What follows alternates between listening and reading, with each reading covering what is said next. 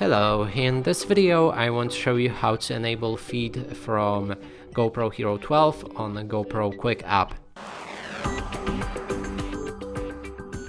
And to do this, we'll need to pair our camera with the app. I've shown you previously on how to do it, so be sure to check it out.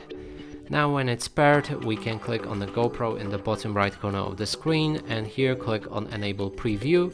It should connect with your camera Wi-Fi, and after a few seconds we should see the live footage from this camera on my phone.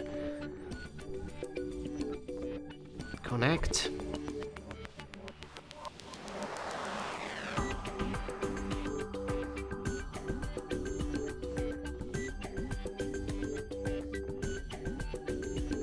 And here it is. And that's it for this video. Hope you like it. Please consider subscribing to our channel, leave a like and a comment below.